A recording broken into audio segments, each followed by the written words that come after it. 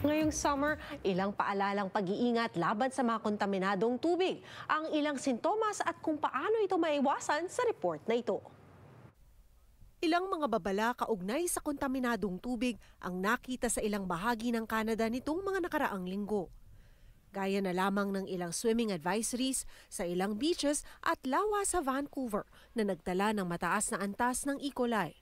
Ang ilang lawa sa Nova Scotia, naiulat din na merong harmful algae bloom. I would do every measure possible to avoid possible infection from these things. Si Dr. Rafael Sumalinog, clinical instructor ng internal medicine sa University of British Columbia, sinabing kailangan daw mag-ingat, lalo na kung balak pumunta sa beaches ngayong tag-init. Lalo na ang mga taong merong pre-existing infections. Mas delikado raw kasi ang lagay nila kung ma-expose sa kontaminadong tubig. You don't have to worry about an infection in the ear unless there's prior injury or history there.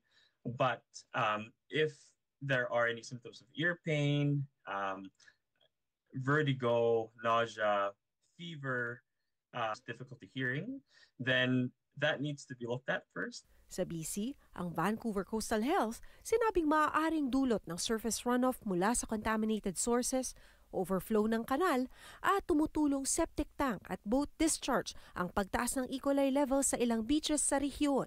Maaari raw magdulot ng gastrointestinal illness at impeksyon sa mata at balat ang bakterya. Maaari rin daw magka-impeksyon sa tenga, sore throat at magkaroon ng impeksyon sa sugat kung ma-expose dito. Ayon kay Sumalinog, ilan pang simptomas ng exposure sa contaminated water source ang lagnat, belly pain, pagkahilo, diarrhea at pagsusuka. Kung mas mababa ang blood pressure sa nakasanayan, mainam raw na dumiretso sa emergency care o ospital para magpatingin sa doktor.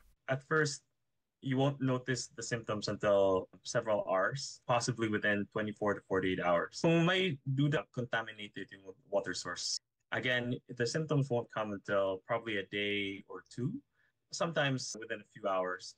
Pero the key thing would be to ensure na well-hydrated tayo with clean water.